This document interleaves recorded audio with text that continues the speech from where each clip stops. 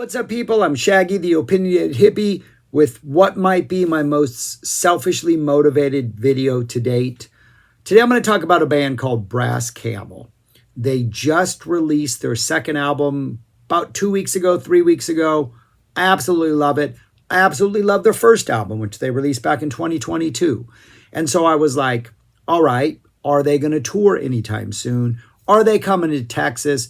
Are they coming to San Antonio? Probably not. I'm going to have to drive to like Austin at the very least when they do come. So I was looking up some tour dates and I was like, you know what? It appears that they've never actually played in the States yet. All the tour dates I could find for them were in Canada, which is where they're from. And so, in a completely selfish attempt to get more people to buy Brass Camel albums all around the United States so that someone in their organization says, we need to tour the United States so that I can see them live, I'm going to make this video and try to get you to support Brass Camel. They might be the next great Canadian prog rock band. They are a funk prog band for sure. Elements of funk, sort of like a hard rock style prog funk. I don't want to say Red Hot Chili Peppers because I'm not a big Chili Peppers fan and it's not that kind of funk, but they got a funky vibe to them. But they're also very prog. They have elements of Queen, elements of Hendrix. If you like early Mo, that kind of funk from like an early Mo jam band, 2000 era stuff. You got some Yes. You got some Southern like Black Crowes energy in there. A couple of the songs end with sort of this Genesis swell. Many of the songs have these really complicated passages in them that are sort of something that would be more akin to a Rush or a Yes. There are some guitar moments where I'm like, oh yeah, this is something Hal would drop somewhere. I don't think any of the songs on any of their two albums sound like any particular Yes song or Genesis song or Rush song or Queen song. Their second album, less than their first album, one of the reasons I'm still torn on which album I like better is I think their first album leans a little more into some Queen theatricality type stuff that works really, really well. They kind of get away from that a little bit on the second album, though the second album has two really epic 10-plus minute prog songs. I think they're fantastic.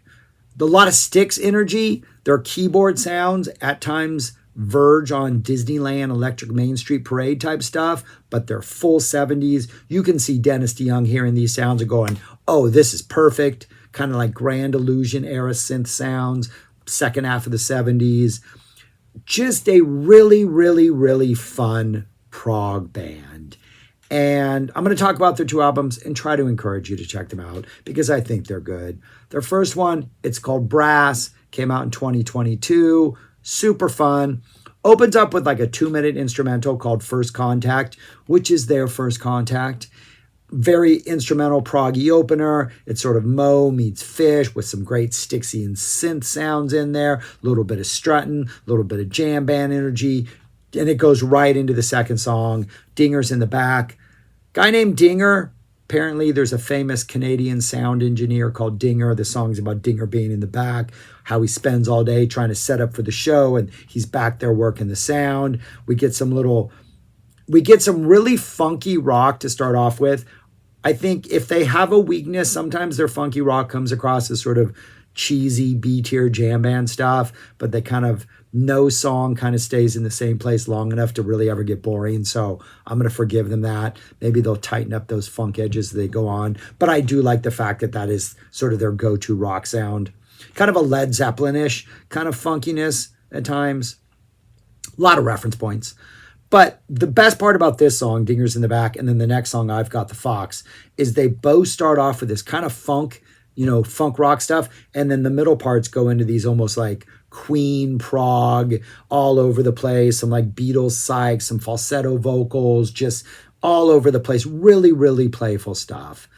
Dinger's in the Back is a super fun song. Next song, I've Got the Fox, is funk rock about a car. We get those Queen theatric in the middle, some lyrical strutting. Got my finger on the fob because I'm keeping it on lock. It's my favorite line from this song. Pressure Cooker, We got some wah action coming in, some sort of Jimi Hendrix wah. Not quite Voodoo Child, but we're getting there. Really nice groove and funk. This is a song about how we're all living in a pressure cooker, the strife of living in the modern age. When we are all living in a pressure cooker is the line. Then King for a Day kind of changes the musical landscape for a bit. We get some really like bouncy sort of 60s Beatlesque pop that works really, really well. Kind of something that maybe you could see XTC flirting with, and they're more like pop stuff. Then we go into like this really convoluted proggy middle that kind of really never goes away from that cleaner pop sound. There's this dark rant in the middle that kind of sounds like something Roger Waters might drop in the middle of a song. Just kind of, muffled kind of in the back. And then we get a nice, grand, dramatic kind of Genesis type energy. But it's about how if he was king for a day, he would do good things, or maybe not, because absolute power corrupts absolutely, does it not? Interesting little song. Last Flight of the Vulcan, we're leaning more into the prog energy of this, really proggy lyrics, probably the most proggiest song we have yet. Very heavy pomp rock Styx vibes, but like heavier pomp rock Styx vibes. Some really nice indulgent guitar playing on this one, probably the longest guitar solo of the album. That kind of slides into a song called Easy, which starts off with this really nice kind of synthy drone with some percussion energy. That goes into like some proggy pop. Then we got a like nice long proggy middle section. And then there's this moment where you think the song's like gonna end, because it goes back into that droney opening, and it feels like drone. We go into like the big proggy like stuff, and then we end with the drone. But as the drone's about to go off, we drop into this whole new jam that has a saxophone in it. And the saxophone, very reminiscent of the saxophone work on King Crimson's Red. Like, it works. It's saxophone that's worthy of like a heavy prog album. Really good stuff. So you're getting a little bit of a King Crimson energy seeping in here. Really, really good. Shaking in My Boots, funky jam band rock, little Black Crowes flavor on this. Little Allman Brothers band, ABB, Allman Brothers band, jammy energy. And then the last song, Only Love, is the ballad of the album, but it's still pretty upbeat. Got some slide guitar, got an organ solo, short little organ solo that's super tasty. Nice chaotic guitar keyboard middle. And then we head off into the prog woods after that. It's just an absolutely fun, fantastic album. This is a band that sort of wears its influences proudly. It's like, I wouldn't be surprised if you go to see this band and like every band they reference is a tattoo on one of the band members, but at no point are you thinking, oh, this is a ripoff of that song. It's just, if you're familiar with these artists, if you're familiar with hard rock, prog, funk from the 70s, I think this is something that you're really going to enjoy. That was their debut album. Solid debut album. They just dropped their second album, which is called Camel. Came out like 3 weeks ago, sometime in June, I believe it was. The Rush, the Yes, that kind of proggy stuff I think is a little more evident. We also get the Beatles, you get you get the Rush, you get the King Crimson. Really, really good. But one thing I really like about this is it opens and closes with 2 10-minute proggy epics. And then the middle stuff is a little more of that straightforward funk rock type stuff. But I really like that they're stretching out and exploring the prog stuff, because their prog stuff is really good. Zealot is the opening one. Guitar, keyboards, super heavy. You get like a minute and a half of like a musical intro, really funky kind of swag, kind of a Rush Yes type thing. And then we go into, there's all these different sections. It's a prog epic. We have like crazy guitar runs. We have sort of a middle, almost like 2112 stop and go type Rush vibe in the middle. Just a lot of tasty sections over the 10 plus minutes. I don't think I'm bored at any point. Just really entertaining. Awesome, awesome stuff. Second song, Pick of the Letter. This was the one where I was originally like, oh, I can maybe do this as a video because there's a Zappa connection. In the middle of Pick of the Litter, there's this little part that goes into this like kind of talking type, this baritone voice doing some talking that kind of reminds me of I'm the Slime, kind of reminds me of Stinkfoot, has a very proggy mid-70s Zappa vibe. So I'm like, okay, really cool. But we also have a lot of like 70s synth sounds. It could be done by Dennis DeYoung. We got some Queen theatrics in this. They keep saying 21st century skits. I think that's what it's saying, skits. Skits, 21st century skits. So we have another almost King Crimson reference. Chain Reaction, just kind of an upbeat traditional rock song with some slight little bit of funkiness, but then we go into this awesome, super proggy, funky middle section that's amazing. On the other side, a little more catchy, poppy type thing, a little more jam band energy in this one as far as the funk prog goes. Borrowed Time, sort of could be a Led Zeppelin riff. We're kind of in that Led Zeppelin riff funk territory. And then we close out with Another Day, 12-minute prog epic. Just this nice little, almost piano leading into power ballad vibe, but like a full band prog power ballad vibe. The melody is fantastic in this.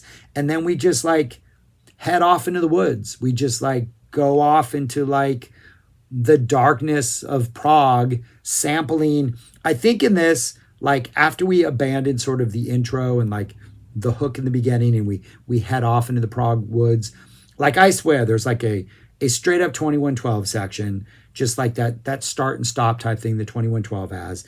Then we go into this weird like Yes section where like the piano gets a little bit of more play, like a Wakeman era Yes. We get a really nice long synth solo that's super cool. Then the end of that goes into this more Styxian type pop rock finale, like an End of Grand Illusion type thing. And then after we get through that, we go into this more Tony Banks led Genesis type, whoa, Afterglow or like the End of Supper's Ready type. And like, I'm not saying any of those songs you particularly hear, but you can definitely see the reference points and hear the influences. And it's just an incredibly, incredibly satisfying album.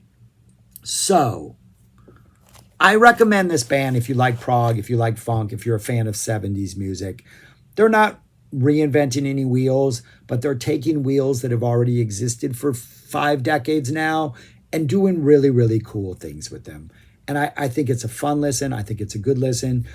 To have this be their first 2 albums, if they continue to develop and maybe challenge themselves and maybe explore new elements within prog, within rock, like this could be an absolutely fantastic band. And if you buy their stuff, go on to Bandcamp, maybe leave a message on one of their pages like, hey, I live in Texas or I live in the States. We want to see you live because I really want to see this band live. And the more people that support them, the more they can like afford to travel and tour. So anyways, Brass Camel, 2 great prog rock albums, funky, fun, little Queen, little Beatles, little Psych, little Rush, little Yes, little KC. Yeah, it's all there. I'm sure I'm missing other stuff that I heard, but I really, really enjoy these. I recommend them. Check them out. Thanks for watching. That's all I got. And when they drop a third, I'm going to drop a review and rank it with the first 2. Right now, I honestly don't know which one I like better. Honestly don't know. They're pretty even. So I'm just going to leave it at that. Thanks for watching. Peace. Talk to you later.